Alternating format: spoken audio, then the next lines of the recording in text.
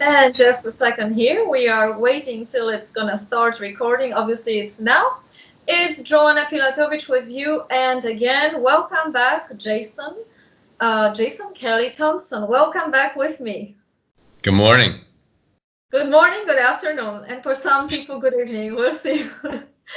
So we have a time difference. Obviously it's morning for you, it's afternoon here. And we are going to talk today about another portion. We had few questions. Frankly, I don't know where to start because everything is interesting for me. And so for the people who asked me already, I have a list of questions they would like, but we'll see what we will manage. So Right. first of all, you just were teaching psychogenealogy. You are giving courses. From that right now in Brazil. How is that going? I heard some interesting already stories from you. Yeah, it's great. Yeah, I love Brazil, and the people are wonderful. The people are very spiritual in Brazil. Brazil is one of the most spiritual countries in the world. The people are very sensitive to energy, and they do all sorts of different kinds of energy practices, and it's a fascinating country. They're also very intuitive. You know, when I first came to Brazil 40 years ago, I would talk to people. I didn't speak Portuguese, and they would understand what I was saying because they're very intuitive, and they would pass a mental image to me. I would pass a mental image to them, and they would, without knowing the words in Portuguese, they would understand. So it's really quite fascinating. Yes. All right. What shall we start today with? Would you like to talk about family constellations, psychogenealogy, total biology still? Maybe let's talk about practical approach, how we can use all that great knowledge in everyday life. Okay. Well, let me just start out by saying a little bit about a decoding session and how we do this. I was just talking about this in the class yesterday, this past weekend. When a person comes for a decoding session, we start out by asking them what's their healing intention. What is it in their life that they would like to change? And it can be a physical illness, or it could be some kind of block or a relationship block. It could be a problem with the child or drug addiction. Whatever the problem is where we start. And if it's something physical, we start by asking first of all, what is the diagnosis? We start out with a diagnosis of the physical illness, and then I look it up in Enrique's book, my teacher, the biological decoding book that we talked about in the first interview. It's a dictionary of. Can you just hold it a little bit up? People were actually asking me about that book. It's many parts of the body, illnesses, and you look it up to see what the conflicts are that correspond to. Spanish only. Sorry to interrupt you. Yeah, there's an application you can buy in the Play Store, an application for your cell phone in English. So it hasn't been, as far as I know, it hasn't been published in English yet, but it's available in the cell phone app. I got a few SMSs about that book, so that's why I remember. Sorry. Yeah. Okay. Keep going. Sorry. It's fascinating. And so the first question that we ask in the session is, when did the symptoms begin? Because the idea in total biology that most of the time the symptoms, the illness begins when the conflict is resolved. So we're going to look for a conflict that was resolved a day before. It could be sometimes even the same day. If the person has a fracture, a fractured bone, a fractured tooth, it's usually the same day that the illness appears. But it could be for other things. It could be the day before, it could be the week before, it could be the month before. For example, I had a client who had liver cancer, and the liver has to do with our basic necessities, having enough money for food, for paying the rent, for those kinds of things. And so, I asked her the first question, which is, when did it begin? And so we looked at the date, the year, and all that. And what we discovered was that her sister-in-law passed away, and they received a multi-million-dollar inheritance, which was more the money than they could ever spend, which solved her conflict with money, her programming conflict. That the cancer, liver cancer, was programmed when she lost her job. And so the reason that it created cancer was because she didn't tell her husband. One of the things I talked about in the first interview is that one of the main characteristics of a conflict that generates a future illness is that it isolates the person. And so, because if we can process the stress, if we can talk about it and go to therapy and scream and cry and get all that stress out, the brain doesn't need to send it to the body. May I interrupt you? You know, it's interesting because last night I got that question from another person. She recorded herself and she said, oh my God, does it mean I'm going to be sick if I didn't solve this, if I just talk about it?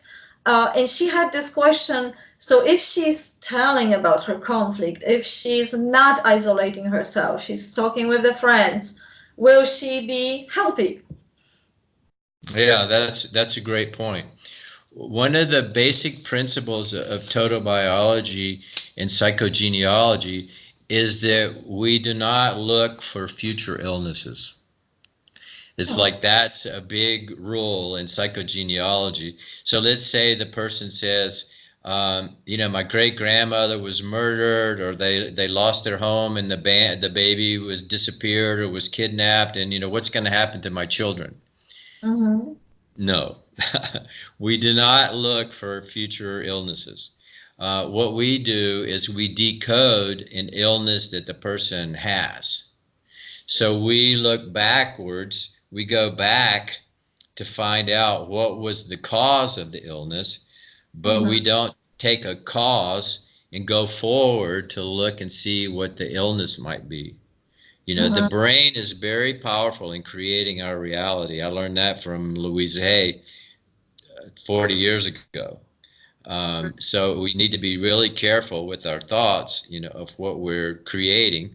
So we don't want to create a future illness. So the teaching about this is for us in the present moment to learn how to live, minimize stress in our lives, to process the stress, to process the conflicts, to find solutions for the conflicts that are happening, and we don't need to program a future illness. If we have some illness that's already programmed, then someday we're going to deal with it, but we don't worry about that. You know, worry is one of the main things that creates illness. If someone has cancer and the doctor tells them, you know, that they have 3 months to live, and it generates so much stress that they generate another cancer and pass away. Right. So it's, you know, illness and pain can generate a lot of new illness. Yeah, that's very important. Basically, I'm talking about the situations when, let's say, there are two sort of situations. Someone is in a not so healthy working environment or healthy relationship or any relation to anyone, but cannot escape that, you know, the certain conflicts repeating every day, you know, in the office maybe. So how do you deal with that? How do you help someone with that when the person doesn't want to get sick, so she's coming or he's coming for the therapy, but can already predict and doesn't want to be worried about it, but of course, you know, the boss, maybe it's a boss, maybe it's a partner, maybe it's a family member that is nagging this person. So we try to process it, but it's still going to happen. How do you work with that? Right. Well, my role in this, and Enrique, my teacher, is very clear about this, is that my job as a decoder is to explain to people why the illness was a biological solution to a conflict, period. And so, you know, My style, everybody who studies decoding has their own style. And, you know, as I mentioned in the first interview, I had already studied family constellation therapy and I had other different tools. I studied systemic psychology. So I help people, if people have an active conflict, you know, I am willing to help people deactivate that conflict. So there's kind of fine balance there because it's the person's responsibility. If the person is in a relationship that's not working, then, you know, I can point out to them things that they need to change. But really, you know, it's up to, I can support them in changing, but it's up to them to make the change. So some people have resistance. You know, we talked last time about how resistance is one of the main characteristics of diabetes. So I can explain to people why they became ill, why they have diabetes. But if they have resistance, then they might not want to make the changes that they need to make in order to heal. It's interesting because you mentioned this resistance, and I actually don't know how to call it, because I was working with a lot of women, and it seems, I mean, the guys happen to, like, they are not so likely to leave the relationship, or they are taking the abuse from the woman, but it's very more common with women. They are more likely to hold on to the relationship, maybe due to the fact that they have children, or they are dependent financially, whatever the issue is. And there is also not this clarity about their relationship. So the man is really good on so many levels, and they convince me how good things he's doing. And then this conflict arises. So then when you help that person and you solve this conflict for this person, she understood and she goes home. And then 2 weeks later, she shows up in your office again. And the same conflict is there. You're going to solve it again, and then she's going to go home. But, you know, the cycle sort of repeats. Is there any point when you tell that I cannot help you anymore? You have to leave the relationship. Yeah, it's very tricky. It's very subtle. I worked as a psychotherapist for many years, so I have a lot of experience with that. Typically with the decoding, I do one decoding session or two, you know, maybe three. Enrique recommends, you know, that people do 3 sessions. But decoding is not psychotherapy. You know, it's not a type of ongoing therapy. I'm willing to support people if they, you know, if they need some support. But if they need to go do psychotherapy, then they need to find a really good psychotherapist and work through that. It's each person has their own path. It's all really different. So one of the things that's very important about psychogenealogy is that if someone comes with a problem that they haven't been able to solve, and let's say they've done therapy for 10 years and they've done all sorts of workshops and classes and personal growth and family constellations, and they can't solve it, then probably in that case it comes from an ancestor. So that's when they need to decode with psychogenealogy. We need to look at their family tree, because if they're sad because their great grandmother was sad, they don't have direct access to that information. Or if they're eating because their great grandmother was hungry, then they don't, in psychotherapy, they're not going to find that information. What they need to do is look in the tree, get information, open the tree, and discover the cause, and then they can heal by doing a symbolic act. And that's one of the things you asked me to talk about today is symbolic acts, because one of the main solutions, well, the 2 main solutions in decoding in psychogenealogy are becoming aware, becoming conscious of what the problem was. Like the woman who was overeating, she became aware that she was eating for her great grandmother, and in a month she lost 10 pounds, 5 kilos without going on a diet. So it's just like becoming aware. And the other part is doing a symbolic act to resolve whatever the conflict was that the ancestor didn't resolve. Because the way it works is we have what's called an invisible loyalty with an ancestor. Yeah. And they had a conflict that they didn't resolve, and they're not here anymore, so they can't resolve it.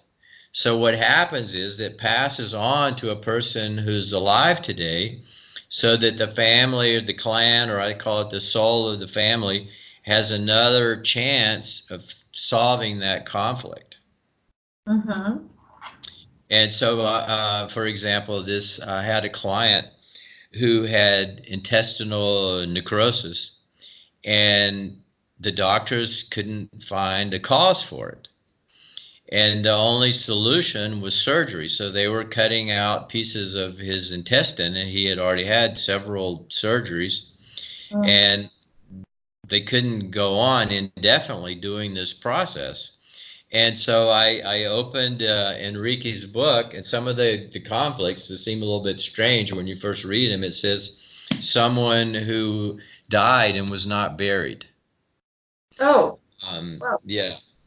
And so he's Jewish. And so when I have a Jewish client who has certain types of illnesses, then I automatically am going to look for the family history to find out, who came from Europe, who their ancestors were, what the conflicts were.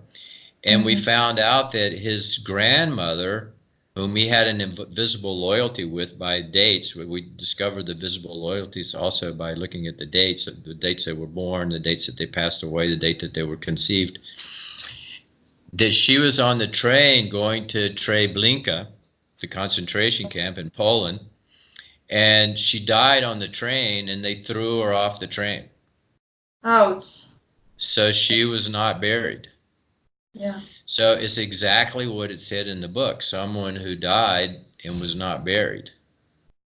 So the solution is for him to do what's called a symbolic funeral for her. So, he prepares a symbolic casket out of cardboard, makes a little doll. It could be from leaves and sticks and natural things or clay, however the person wants to do it. And do a ceremony, a funeral for the person, a symbolic funeral and a symbolic burial, and then bury the person to give them the burial that they didn't have. We also do that with abortions, with abortions, with miscarriage, because usually if someone has an abortion or has a miscarriage, then the baby is not buried. Right. So I've had quite a few clients who couldn't get pregnant because their grandmother or their mother had abortions, and so because of the abortions, then their daughter, their granddaughter, their great-granddaughter can't get pregnant. I just had one. I just got an email the other day she sent me a picture of her 3-month-old baby who she got pregnant a year ago, and after decoding, and she'd been trying for a long time, and they couldn't get pregnant. Now, a month after her session, she was pregnant. Oh, wow. And now she has this beautiful little baby boy. So yeah, it's a one. I love these stories. I love to participate in that process. But anyway, so that one of the solutions is to do a symbolic funeral for the baby who was not born.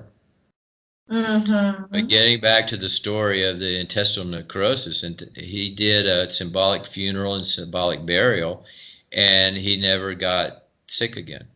So it solved the problem because his grandmother was buried in his intestine. That's why he was having necrosis. If I may ask you, because this is very drastic. Drastic sickness, because basically the medicine doesn't give you more hope, and most of the cases that I'm hearing about, it's related to cancer, like the last stadium, or something that normally the medicine is just telling to cut it out and take chemotherapy. But according to what you're saying, this person's supposed to get awareness and trace. Normally, people are not able to do it themselves. They need at least some sessions or get trained how to do that. And once they can do it, they need to do this symbolic act. But if the person is at the end of that road, you know, the organs was cut and the cancer is spreading, what shall they do next? Did you have a patient like that? Like, you know, you mentioned the cancer of the liver, like in the last stadium, there is no more hope. The person is, you know, maybe a family member is coming to you. What do you do then? Well, you know, every case is different. So you know, it just depends. But you know, I had, and sometimes the healing is not to heal the physical body. So I had one who had liver cancer. She was about 80 years old. When we did the first session, she couldn't sit up. You know, that's how sick she was. She did the session lying down. And I don't put any limitations on it. I mean, I believe that, you know, someone can decode and heal, and, you know, even though they're in a very debilitated state, the healing is possible. So I don't ever put any limitation on that. That's fantastic, because I think that's what people want to hear, that there is still hope, even if, you know, the medicine told them not to. It's just a matter of a week, right? Yeah, I mean, I've seen people in coma wake up, and people, the doctors say, you know, they're brain dead, or, you know, they'll never wake up, and they wake up. So, you know, so I know it's possible. You know, I'm not a doctor, so I can't give medical advice. And sometimes people want to do surgery. Sometimes people want to do chemotherapy. Sometimes they need it. You know, sometimes they need surgery. That's not a question for me. But this woman had liver cancer, and so, you know, she was from China, and her father had 2 or 3 wives. You learn a lot about different cultures decoding, because it was in the time in China when they could have more than one wife. And so he married, and his wife was really worried about what was going to happen to the money, to the food, if they were going to have enough money, they were going to have enough food, and it programmed liver cancer for this person. Okay. And so she, by becoming aware of that, she was able to release all those bad feelings she had about her father. And she was having a really difficult relationship with her husband. They were barely even talking. They were just, you know, a very difficult relationship with her husband. And she was able to talk to her husband, to communicate, to have a loving relationship with him. We had 3 decoding sessions in 1 week, and then the next day she passed away. But in that 1 week, she was able to understand why she was ill, understand the problems that she was having with her husband, to heal her relationship with him, and to leave with a happy relationship, you know, a hug and a kiss with her husband. So that's, you know, that was really beautiful. Yeah, so it can end differently, but it's not for us to decide what is better, because probably it's what is the best for the soul in the current state. We're gonna finish for now this first interview, well, the second one, and we're gonna do part 3. I will have one profound request for you. It just came to my mind. We need that book, because we don't have that book in English language. So someone has to translate, because it's very interesting. Every time you mention that, okay, this is responsible for this sickness, that issue for this, is there any chance maybe you or someone, at least, because I don't believe that the whole book is description of certain disease, or there is some list that you could translate for us, so we have some sort of something to think through, at least. Also with the chronic diseases, we don't have to be that much sick, but we can just, you know, pay attention to what it's what it's causing, what even chronic diseases or chronic symptoms, to understand ourselves better. What do you think about it? I know a woman in Germany who took my psychogenealogy classes, and she also took the total biology classes from Enrique in the US. And she works as a therapist in Germany. So, so I can get in touch with her and find out if she has some information, if she has these codes in English or in German, or, Enrique was doing a project years ago to translate the book into English, but I'd never been able to find it. So I don't think it ever got actually physically published. Because I'll research. I went to a bookstore last week and asked them to see if they could buy it in English. So we're in the process of looking for that. You can buy it in Spanish at Amazon. Do they have Amazon in Germany? Yeah, of course, yes. So you can buy it. Yeah. I know in Switzerland they don't have it. Some of the countries don't allow Amazon.com, but in Germany you can buy it at Amazon.com in Spanish. Yeah, that's all we have. Actually, okay, I'm glad you asked me that, Joanna, because this is really helpful. This is what we did in the U.S. Because when Enrique went to teach in the U.S., there were no decoders in the U.S. So he asked me to decode his students because they needed to be decoded. And so I became the mentor for that group, and I was helping them decoding. And what I explained to them, because this is not a book to read. This is a dictionary. It's like you want to know the meaning of the word, and there are 2 or 3 phrases. And so what you can do, what I suggested for people to do, is to write the 2 or 3 phrases in Spanish in Google Translator, and Google Translator will translate it into English. Well, first of all, you need to translate the diagnosis in English into Spanish. Look it up in the book, translate the 3 or 4 lines of the conflicts into English, and then the person can use the book in Spanish. There are even some people have an application, they can take a picture of the page, and the cell phone will translate it into the other language. I mean, the technology is really kind of off the scale in terms of what you can do. Right. So that's the other possibility, is to use the Spanish version.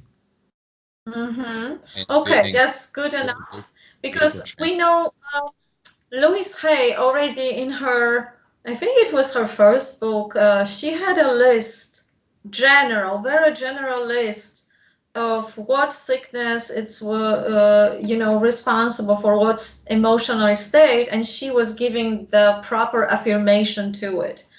But that was like several pages. I saw that list once, and it's not full. And here you are showing me book like that, and someone described 10,000 more issues. May I ask about the author? Do you know how he came up with that? It was his research. Well, let me just say one thing about Louise Hay, and then I'll answer the other part. Some of the codes in Louise Hay's book are similar, and some of them aren't. And I use her little book still. I studied with her 40 years ago, and it's wonderful. So the person who wrote the biological laws is Dr. Hammer. And so he started creating the codes in his research. And so one of the ways he decoded, which is a really complicated part of total biology, is by looking at the embryonic layers in the body, if it's ectoderm or mesoderm or endoderm, the level, because each one corresponds to a different type of conflict. And one of the first ways we discover what the code is by looking at the biological function of that part of the body. Oh, okay. So for example, the eyes are seeing, and so if the person can't see far away, then they have some danger close. So I have to have good close vision, because the danger is close, and the distance doesn't matter because I have to find the danger that's here that's close to me. So a lot of the codes were discovered by the biological function of that part of the body, whatever it is. The lungs have to do with life, of taking in life, and lung cancer usually is fear of dying. So that kind of thing. The abortions have to do with the reproductive process, and so if the person has an abortion conflict, then it can affect the reproductive part. So Dr. Hammer's student was Claude Sabat, who is a French doctor, and he discovered a lot of the codes by doing research, by decoding people. So, you know, you look and see what's the conflict that was resolved yesterday, and the book actually has the initials of the people who initially decoded the conflict, and they're actually in Enrique's book. So a big part, this book first was published in Belgium, and that would be interesting. It was called the Orange Book. So, and a lot of the codes are the same. So one of the things that your listeners can do is to research the Orange Book in Belgium and see if they can find the Orange Book. And it is probably, you know, either in English or French or... That's the title, the Orange Book. Yeah, the Orange Book is kind of the nickname for the book. I'll look and see if I can find what the actual technical, because we call this the Blue Book. It's actually the Blue Book of Biological Decoding, but we call it the Blue Book. Name of the author. I'm sorry to interrupt. If we can find out the name of the author, if you can lift that book one more time and show our audience the author, the name of the author. I believe it's down. Can you lift it up again? Oh, this one is this is Enrique's book. This is the Blue Book. Enrique Boron. Do I read it right? Yeah, Enrique. In Spanish we say Enrique, but Enrique Boron. Boron. Okay, I hope everyone gets that name. Okay, now everyone. I have an interesting story to tell you real quick to finish up about the Orange Book. I had a client who was decoding, and she said she had a dream, because I asked my clients after the first session to remember their dreams and to bring me their dream. In the dream, this woman, an anorexic woman, told her that she needed to buy the Orange Book. And so she came to her next session and she said, well, you know, she told me the dream, and she had no idea what the Orange Book was. Well, because I know the story of total biology, I knew that the Orange Book was the original book of the decodes, the codes. So she needed, and actually, you know, the motive for her consultation was that she wanted to get pregnant. And she actually was not eating healthy foods. She was working a lot. She was skipping lunch. You know, she was not feeding. She was not preparing her body to receive a baby. So that was the way that the dream could tell her that she needed to change her diet, by having this anorexic woman show her that she needed to buy the Orange Book. Well, that's a nice, happy note to end on. So anyway, it was great seeing you again today. Thank you so much. Same on this side, and everyone have a happy decoding, and seeing you next time. Thank you very, very much. Okay. Bye-bye. Take care. Bye-bye.